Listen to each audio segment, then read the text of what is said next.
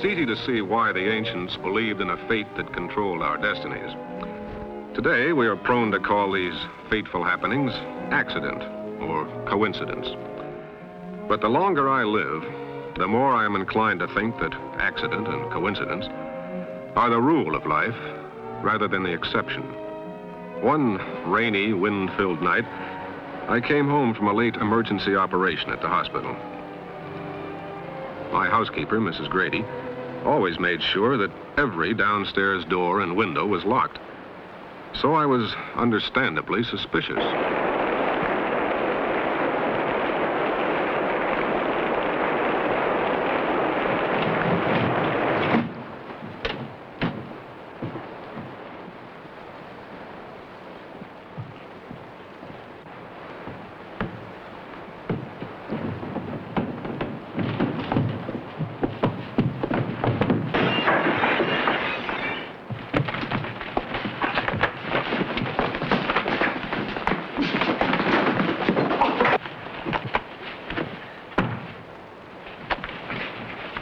You're a little young for this business, aren't you?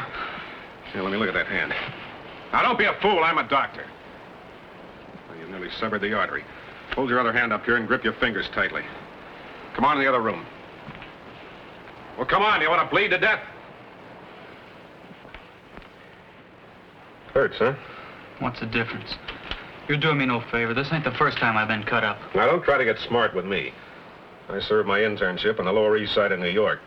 I've stitched up tougher mugs than you'll ever see in this town, thank goodness. I don't hang around this town.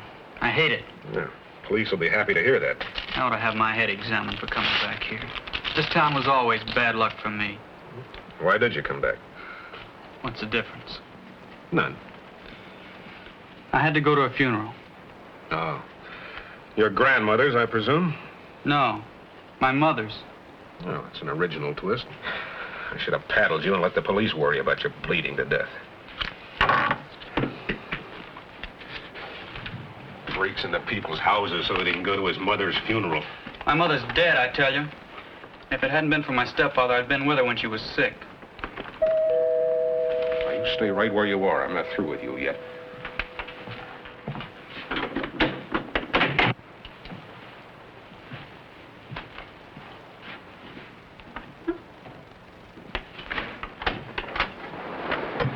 Sorry to bother you, Dr. Hudson, but did you know you had a broken window? Yes, I know. How'd it happen? A storm? Yes, it's nothing serious. It can be fixed. All right. Good night. Good night.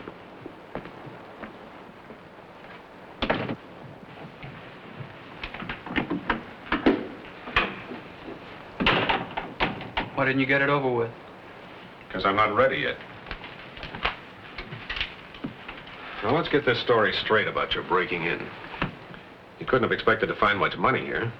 Or if you did, you're quite an amateur. What's the difference? I'm getting bored with that remark. I had to have a suit for the funeral.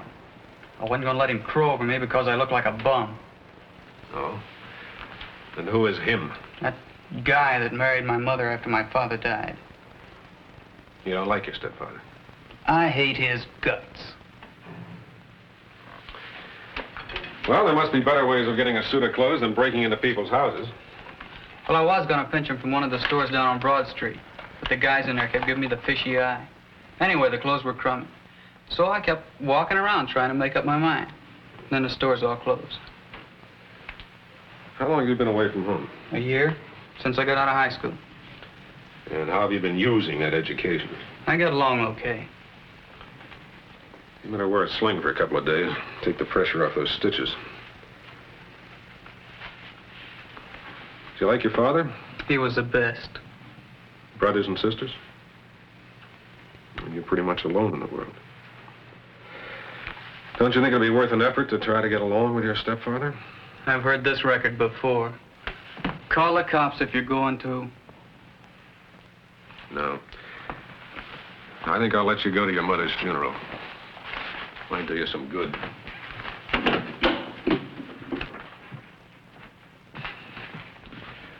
Well, at least you picked out my best suit. I hope your tailor has sufficient time to cut it down to size. Go ahead. I'll lend it to you. You can bring it back tomorrow when you let me take another look at your hand.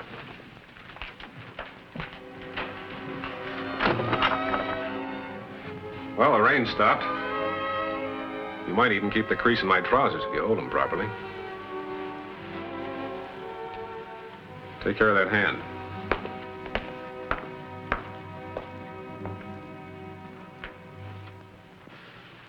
I just asked you a simple question. There's no reason to get mad. I'm not mad, Mrs. Grady. I just don't want to spend the whole of breakfast discussing it. Besides, a broken window isn't a catastrophe. How on earth could it happen? I said I didn't want to discuss it. Well, Simmons can't fix it until next Wednesday. Good. We'll have a little more fresh air around here. Are you implying that this house smells musty? No, I'm not implying anything, Mrs. Grady. We had a caller last night, and there was an accident. Was he drunk, for heaven's sake? No, he was a burglar. Well, if you want to make fun of me, that's your privilege. This is your house, and I know when to mind my own business. Well, you're lucky, because I don't, apparently. I probably not only made a fool of myself, but a large contribution to juvenile delinquency. Doctor, what happened to your blue suit? I want to send it to the cleaners. All night long, his blonde, tousled head tossed sleeplessly on the pillow. Dr. Hudson, there's a young man to see you. Well, show him in. You can come in here, young man. He looks just like Jack and the Beanstalk, doesn't he, Daddy? Well, I hadn't given it much thought. Come on, it's time for bed, dear. Good night, Princess. Good night. Off we go. Do you like beans? So do I. Good night. Off we go, Kathy. Here's your clothes. I didn't hurt him any. What's the matter? Didn't you think I'd bring him back? Possibly. How's the hand? It's okay. Let's have a look at it.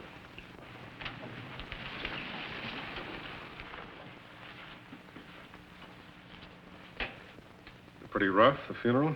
Not much fun. How long had your mother been ill? She was always kind of sickly. Never could go fishing or camping with Dad and me. Just stayed home messing around the kennels and the pens. Oh, did you raise dogs? My dad was a vet, veterinary. Mom helped him whenever she felt up to it. She was wonderful with cats. My dad couldn't stand cats. You didn't make it up with your stepfather. That egghead. I saw him giving the once over to the suit. Did that throw him? He's kind of fussy about clothes, and I took my hand out of the sling so he wouldn't think I'd just been in a fight. Oh, you get a lot of fights? I got in a few. Well, I think that hand's going to be okay. Only I wouldn't slug anybody with it for a while. Okay. Well, guess I'll get along. I suddenly realized I don't even know your name. What's the difference? I just like to recognize it in the papers when some cop picks you up for breaking into somebody's house. Lay off, will you? It's Tim. Timothy Watson. Okay, Tim.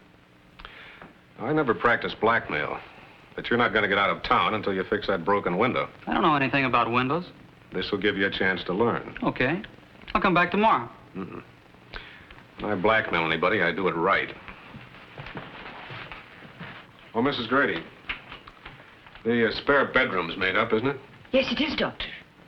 This is Mr. Watson, Mrs. Grady. Tim Watson. He's a friend of mine. He's going to stay overnight. The room's made up. It's upstairs, just beyond mine. I guess you know where that is. You can take a hot bath if you want to, but don't get that hand wet.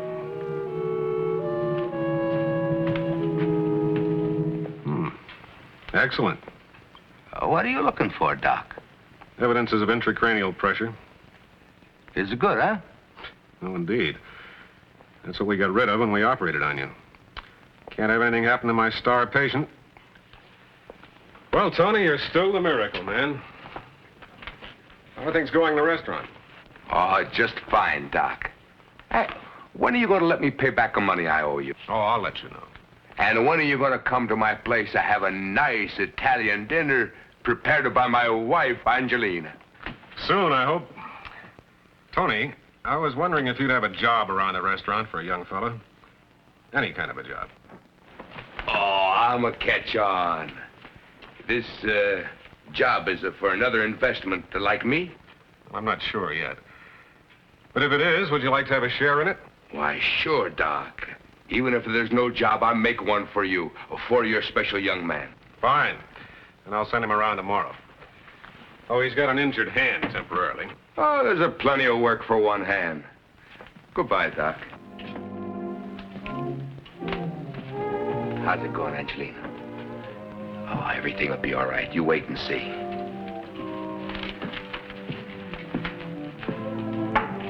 Hey, that's just a fine. That's a nice. Pretty soon your hand will heal just like my head. You don't polish silver with your head.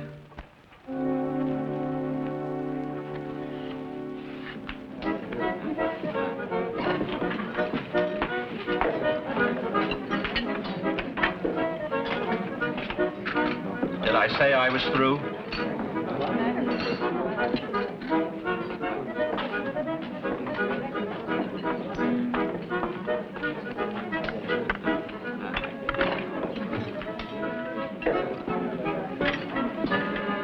Nice work, Timmy. Nice work.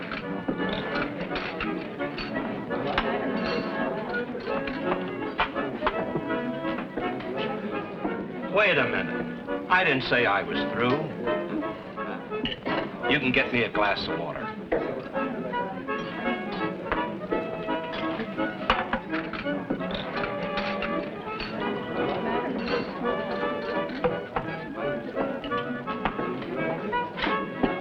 Don't you know where this glass of water belongs? You bet I do.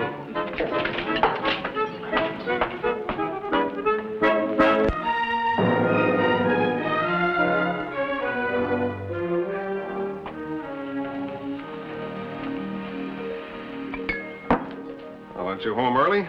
I quit. You what? I quit the job. Couldn't stick it out, huh?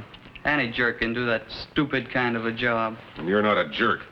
What's the difference? Stop using that expression.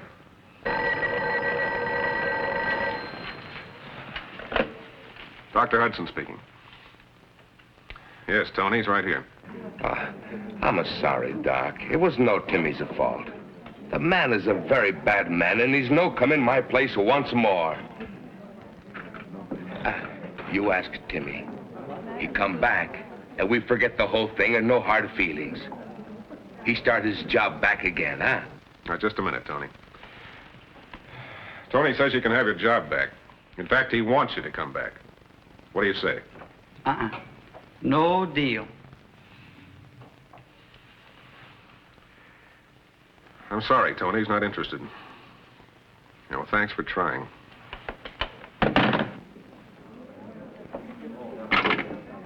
Well, that's that.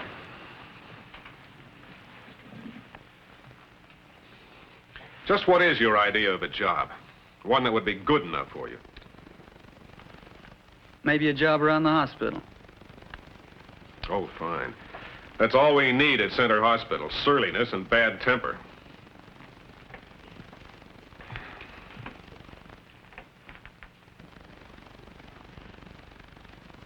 Did a good job on the window. What makes you think you'd be good at the hospital? I told you. My dad was a vet. I helped him a lot. Supposing I did get you a job as an orderly. How do I know that you won't quit the moment something doesn't suit you?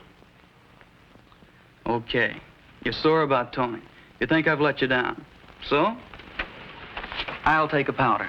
Oh, no, you don't. You still owe me something for fixing that hand. The leaves need raking, the lawn needs mowing. Okay. Anybody can mow a lawn. We'll see about that tomorrow morning. You're the doctor. Dr. Hudson speaking.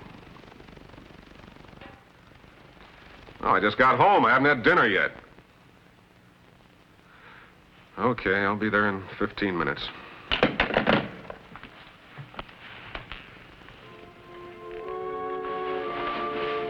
Something happened? An automobile accident. Somebody fractured a skull. Tell Mrs. Grady I'll be home when I get here.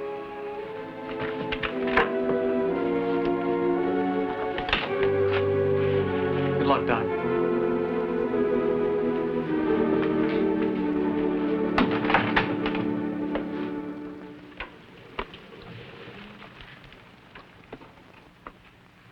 And that's the palace where the Sleeping Beauty lives. Which room is she asleep in? This one here on the top floor. There's Daddy. Hello, Mrs. Grady. Good evening, Doctor. Where's Tim? Daddy, Daddy! Hello, darling. Guess what, Daddy? There was a bird, and it flew right against the kitchen window and fell down. I thought it was dead, but Timmy put something in an eyedropper and fed it to the bird. In a few minutes, it began to move. And then it walked around. And then it flew away. Oh, he's a very smart young man. Yeah, well, smart young men don't leave a lawnmower in the driveway. Oh, I'll put it away. Oh, now that's my fault. Something went wrong with the hot water heater, and I asked him to fix it. Dinner's ready, dear. Okay, I'm very hungry.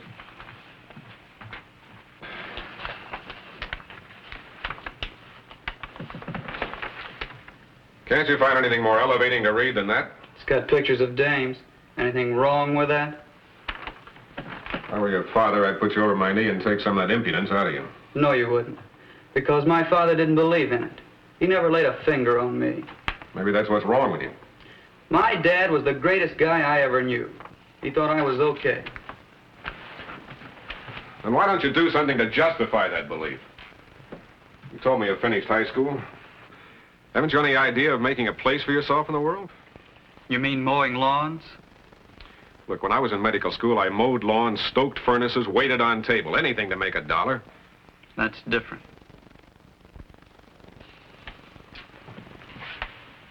Look, as long as the driveway's clear, would you mind putting my car in the garage? Okay.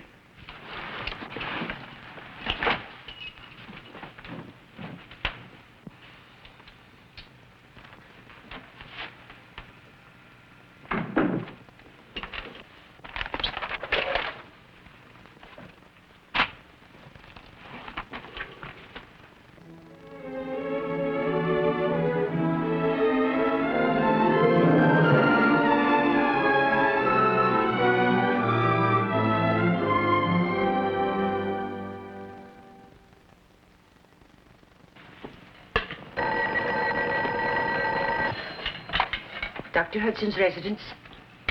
Just a moment, please. It's for you. It's that hospital again. Hudson speaking. Mm-hmm. Yes, I see.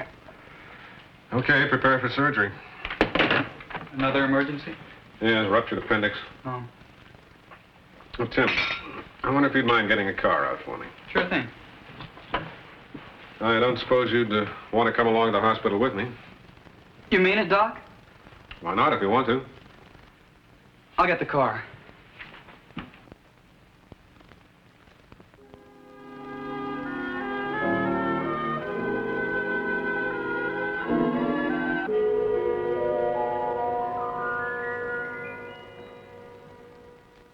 That was about the neatest thing I ever saw. Thanks.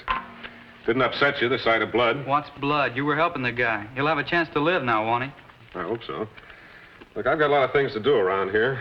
I've already spoken to Ann, and she'll show you around if you want. Lab and the x-ray room. Great, I'd like that.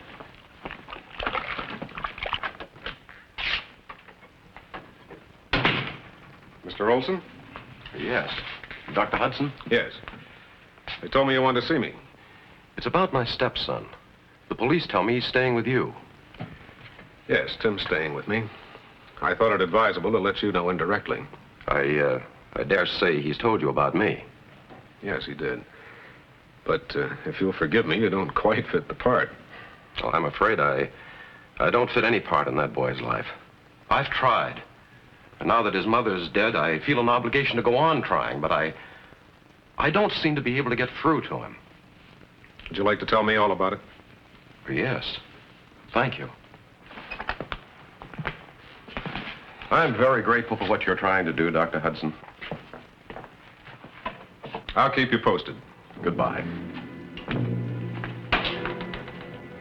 If you'll just follow Would you me. excuse me a minute, please? I just remembered I have to see Dr. Hudson about something. Of course. What did he want? I just saw my stepfather leaving. Why did that stupid old fool have to come here? Take it easy, Tim. I wouldn't exactly describe him as a stupid old fool. Okay. So he's got you on his side, too. I might have known it. Now, that's enough of that. Sit down, Tim. What for? Sit down.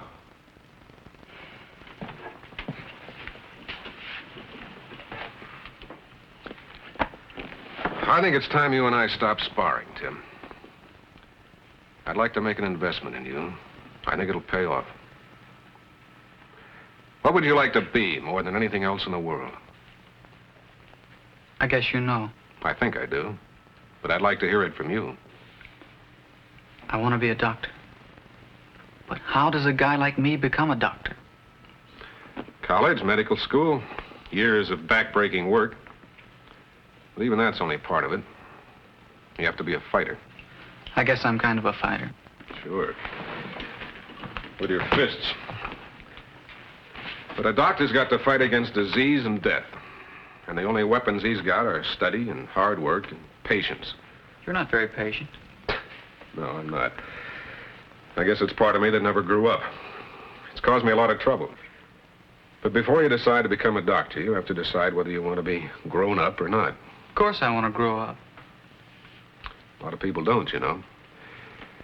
Practice of medicine is a lifelong battle.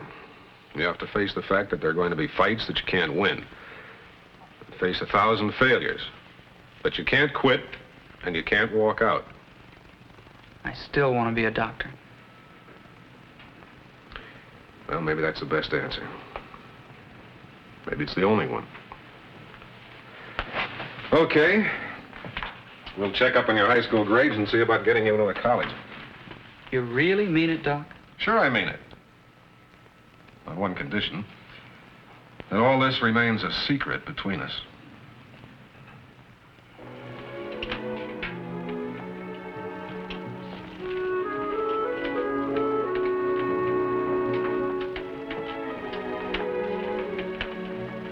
Doc. Look, I got to say something, Doc. I loved my dad.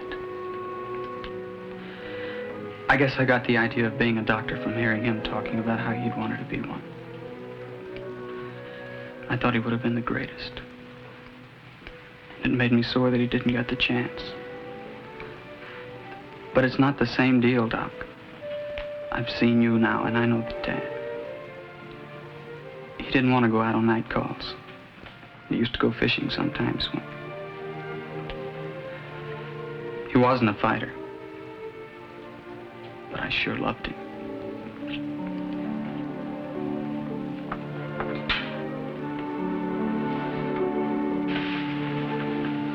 You said about growing up.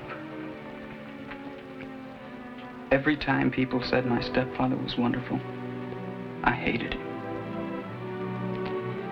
When he went out of his way to do something all that he thought he ought to do, even when he didn't like it, I hated him. When he was so good to my mother and made her rest and everything. I guess I was just growing up. I just didn't want to think that my dad. But Doc, I loved him. Of course you did. And he was gentle and funny and believed in the goodness of humanity. How did you know? Your stepfather told me. I better get going. Why don't you stick around? Have you seen all you want to see? I gotta go, Doc. I gotta go to the restaurant to see if Tony will still let me have that job. Okay, Tim. You're the doctor.